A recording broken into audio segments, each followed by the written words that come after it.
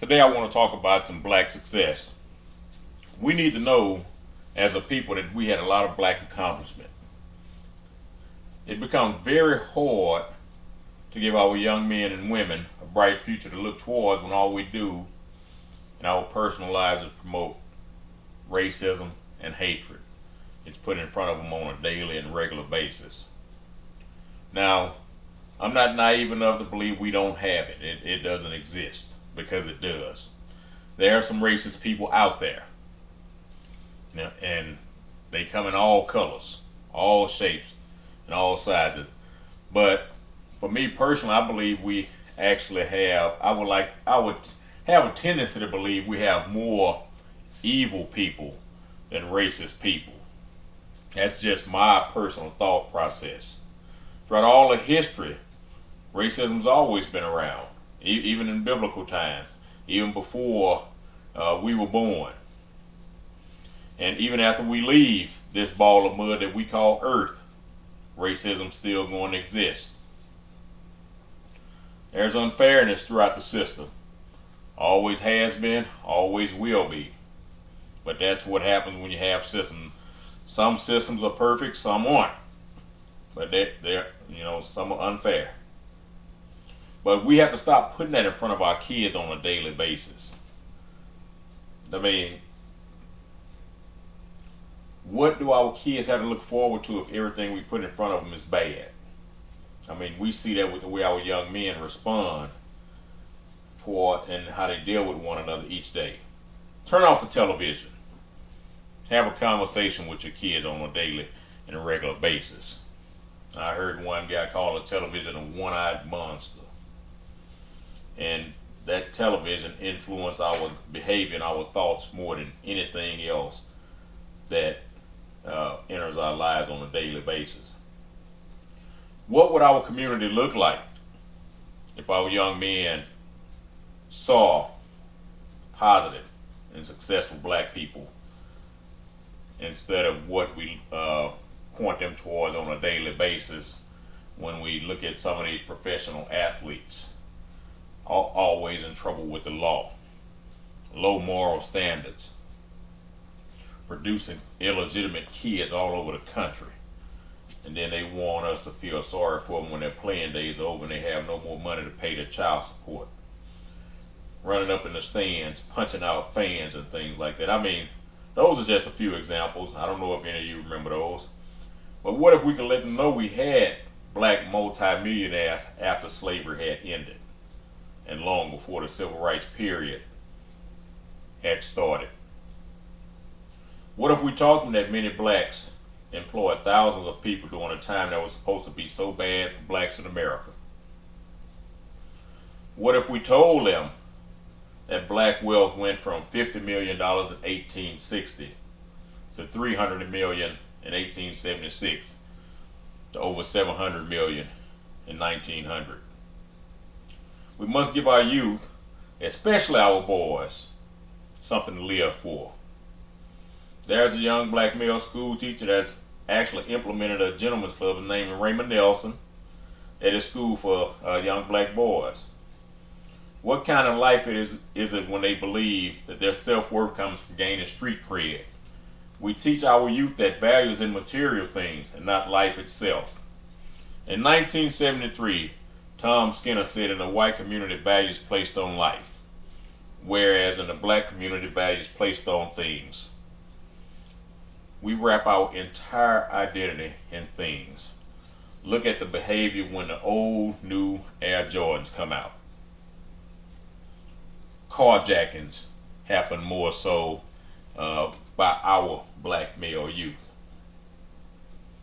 What if we show our kids how to present themselves properly? If we train them early, it becomes second nature as they get older. If our kids are taught that men in suits gain just a little more respect in society, and we take them shopping for suits, they might be more apt to transition to that thinking and thinking that they could own something instead of being owned. I mean, let's face it. When they do wrong, they get into the system, they have become property and they have become owned. I mean, Think about a few weeks ago, we had 3 young men beating on a convenience store window at 3 in the morning, and folks got mad because the clerk killed them. But we actually blamed the clerk and never questioned why 3 of our boys were beating on a window at 3 in the morning outside of a business establishment. What if we taught our young ladies virtue? Keep it covered. Keep it closed. And we have to present the proper examples in our neighborhoods, in our communities, in our culture around the country. So we have to teach these things, and if we don't teach them, we have to learn them. We must share more than the civil rights movement and Dr. King, as well as slavery. Don't you get tired of hearing about our ancestors came over as slaves? And I've already proven all of them didn't come as slaves. Some of them were already here. Don't you get tired of hearing we had nothing but misery? And I guess I can't think of the word I'm looking for. Up until 1964, there was nothing positive that had happened. If all we talk about is bad, we can't keep talking about slavery, because it's very important in those early years that we feed our kids positive. I've heard that a pregnant woman should allow her to play classical music while she's pregnant, and those kids are supposed, after following those kids for a number of years, they said those kids actually perform much better than the rest of society. So we should stop talking about slavery until they get a certain age, because that programming is very critical. If all we talk about is bad, what do our kids have to look forward to? If we keep talking about the man is holding them back, without telling them that the man or the woman that's holding them back looks back at them in the mirror each day, we're doing them a disservice. Sure, you're going to have some situations. I've experienced those situations in my life as well, where some people tried to hold me back because of my skin color, and it was blatantly obvious what was going on with the company. And you know what I did? I changed companies. Went and found somebody else to work for, but not before I went to the department at the EEOC. We are a very successful race of people. Even more successful when black misleadership stays out of the way. And who appointed black misleadership anyway, other than themselves? Think about it. Did we have an election for any black leaders? Did we have an election for somebody to go on our behalf and speak for what they want for us? We should take care of that ourselves. What message does it send to our kids when we discredit all of Ben Carson's accomplishments because he thinks different politically? This man is one of the most brightest people to ever walk the earth, regardless of color. But we ostracize him because he ain't one of us. What is one of us anyway? Practically every black person our kids look up to as a professional victim or an athlete, and a lot of them are even professional victims. None of them have ever built anything, but they sure know how to criticize the very system that's paying them to keep grievances in front of us. The same people they publicly criticize are the same ones that actually keep paying them to make us inferior. If things were so bad for black America in the 1960s, how did we have 25 millionaires in that decade? Something to ponder, something to think about. How did SB Fuller amass a $10 million, build a $10 million business enterprise that employed 3,000 people in an era of the 1950s and 60s? How did 16 more blacks join the $1 Million Round Table in insurance if all blacks were doing so bad during that decade? In 1957, income for blacks increased 4.5 times over what they were earning in 1940. Home ownership saw blacks They saw blacks owning about 33% compared to the 45% we see today. Now, that's pretty sad because our home ownership has only increased 12% in 59 years with all the money flowing through our hands. If the civil rights movement would have left us alone, our numbers would probably be much greater. 45% is the lowest in the country, even outpaced by Hispanics.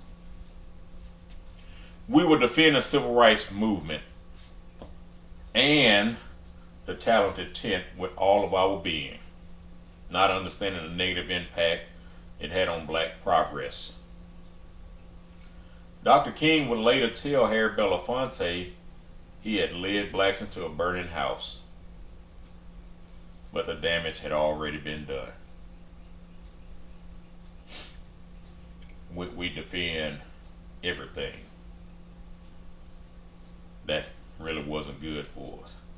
W.E.B. Du Bois would also say in later years that Marcus Garvey and Booker T. Washington's philosophy were right, but the damage had been done. You know, it's unfortunate that we chose not to listen to these other men. We clamored for equality for man, which he's not qualified to administer. In Race and Reason, a Yankee review in 1961, Carl Putnam had this to say: the only sense which equality can coexist with liberty is in the sense of opportunity. In any other sense, if men are free, they won't be equal. And where men are equal, they are not free. Were our successful blacks in years past begging for civil rights, or did they move forward without waiting for the former oppressor to make things work in their favor before they got started?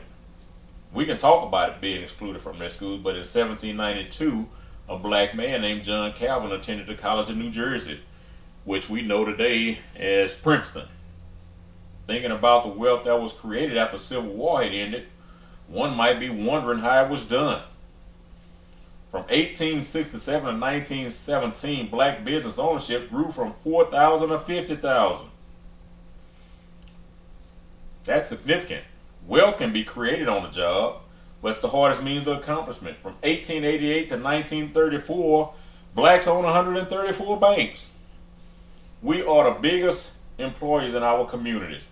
The only problem is we're employing everybody else while our unemployment skyrockets. We're employing everybody. You know, we employ the people at the cleaners. We employ the people at the fish market, the fried chicken establishment, the liquor store. Everywhere we're employing people. But the only problem is the place is not owned by us and they're not employing us. But they taking our dollars and running out the neighborhood at the end of the day. Regardless of what we've been told, in some areas, black youth unemployment is over 80%. What if we own the companies and employed our own kids instead of begging an oppressor? Think about that. We keep running to somebody else to fix our ills. We heard of Madam C.J. Walker and her success. Her net worth was around $700,000 in 1919, at a time when women didn't even have the right to vote. Now, not many knew of her mentor, Annie Turnbull Malone, who was richer than her. She employed 75,000 people in 1926. She paid college tuition for 2 black students at every HBCU in America that year, meaning she had some money because there were 91 HBCUs at that time. Thomas LaFon died in 1893 and left over $500,000 to various black charities. Sarah Spencer Washington built herself a fortune as well. In the 1930s, her school was graduating 4,000 students per year, and by 1945, she had 45,000 people working for her. In 1911, John Nail and his pastor purchased over $1 million in real estate, and by 1925, they owned 50 apartment complexes and had an annual income of over $1 million. Robert Cole owned a funeral parlor. And in 1945, the company's income was $1.3 million. Norman McGee founded the first black brokerage firm in 1952 and created a mutual fund for the black community. The Empire Savings and Loans Company was founded by Herbert Chauncey. And to get started, he went to family and friends and borrowed $100,000. And that was in 1911. How many can go to our family and friends today and borrow $100,000? Robert Abbott founded the Chicago Defender in 1905. which would become the most read black newspaper during the period when he lived. And he became a millionaire because of the distribution. Anthony Overton's company had a Bradstreet rating of over $1 million. And just to make sure we're clear on this, all of these people were black. Just as other companies took hits during the Great Depression, blacks did too. Even though the hits came, in 1961, blacks still owned 33 savings and loans companies with assets ranging from 1 to 10 million, 53 insurance companies with assets totaling 230 million, and 14 banks with 40 million in assets. Now tell me again, how bad were these blacks doing? I know there was some without fairness, well, but that's the ones the civil rights establishment targeted. The civil rights crew told those poverty-stricken blacks to stop supporting the black men and women who own companies because they refuse to get sidetracked by the civil rights movement. What kind of thinking is that? Many blacks stopped supporting the very companies they worked for and listened to a core group of people who had nothing to offer but scraps from the oppressor's table. Not one of those civil rights champions could offer those men and women jobs. And guess what? Many of those men and women stopped supporting the very companies that were responsible for their livelihood. What kind of thinking is that? Come on, black people. One other lesser known fact is that many of the black men and women who did not focus on civil rights were actually financing the group of people who were. This shows you how black civil rights core leadership thought. They were literally working to destroy the very people that were keeping them afloat. That's real sad. Somebody's taking care of you and you stab them in the back. Reginald Lewis was a success story long before Oprah Winfrey became a billionaire. In the early 1990s, he was actually the wealthiest black person in America, if not the world. He did something that no one had ever done before, black or white. He completed the first ever $1 billion buyout of an international company. We know it as Beatrice Foods, and they own a lot of foods, companies that of food that we eat today. Not only did white people hate him for outpacing him, he himself said John Johnson, founded Ebony and Jetta, was upset because he unseated him as the richest black person. Everyone that was in Reginald Lewis's circle of influence said you were never allowed to use the word racism in his presence. He told them whenever they used that word, they were already defeated by giving their power away before they ever got started. Even after the system blackballed Reginald Lewis, his brother said he still refused to use the word racism. These blacks that I'm speaking of endured the worst forms of oppression and discrimination that any people in America face. Yet in spite of these roadblocks, they managed to not only survive, but thrive in many cases. Many are aware of Black Wall Street in Tulsa, but how many have heard of U Street in Washington, D.C., Sweet Auburn Avenue in Atlanta, Georgia, Central Avenue in Los Angeles, California, the Deuce in Richmond, Virginia, Black Bottom or Paradise Valley, whichever one you want to call it, in Detroit, Michigan, Negro Wall Street in Durham, North Carolina, and some of those remnants of Negro Wall Street in Durham are still around today. And Walnut Street in Louisville, Kentucky, in Kentucky's Black Business District. And once upon a time, Harlem and the south side of Chicago were black success stories as well. All of these communities were very prominent at one time during the last century. And of these, only Black Wall Street suffered destruction from outside the community. If we took a little time outside of February with our youth and taught them about success, they might have a different outlook and perspective on the future. We always want to keep bringing up what the racist white folks did in 1921 in Tulsa, Oklahoma, the Greenwood District, but we don't talk about what the black people did to all those other communities I did, because they destroyed it because they stopped supporting.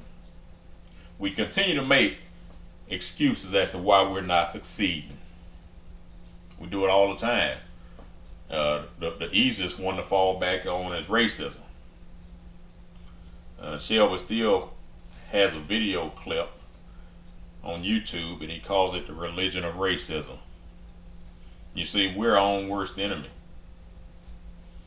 For some reason, we hate to see another do well. Well, another one of us do well. We want them to do well, just not as well as us. We're okay giving our not our tax dollars. We're okay giving those away too. We're okay giving our dollars to other races and cultures, and we don't mind making them rich. We love sending their kids to private schools. We love helping them take nice vacations. You know, when was the last time you went to Paris or Bora Bora? And how can I say this? Well, we patronize their establishments, and they take all of our dollars back into their communities at the end of the day. But we dare not help somebody who has a similar skin tone as we do. We don't want them to become wealthy. What kind of thinking is that? We have to get over some of this old programming. In spite of all the so-called civil rights gain, the only thing that has substantially increased are our political appointments. And I like to call our civil rights gains a PYRRHIC victory, or PYRRHIC victory, however you want to pronounce it. And look up the word PYRRHIC, PYYRRHIC, and find out what that word means if you don't know. But that's what I like to call civil rights. Our black politicians increased from 1,500 to over 9,000 in the period 1970 to 2001. Whenever we transfer our focus to politics, many of our brightest minds are going to waste because they believe positions and titles make them important, and they do, to people who have low self-worth, low self-esteem, and a poor self-image that they believe only a title can cure, which is the reason many of our men run to the pulpit, because they believe having reverend in front of their name is important. They've taken their focus off producing and changed it to one of legion. In bondage or the free, this is what Kent Stepien had to say. Negroes with character learned that success was strictly a matter of hard work and initiative, but these were separated from the larger body of their own race and labeled as money hungry, as white men's niggers, and accused by their own people of being disloyal to the Negro cause.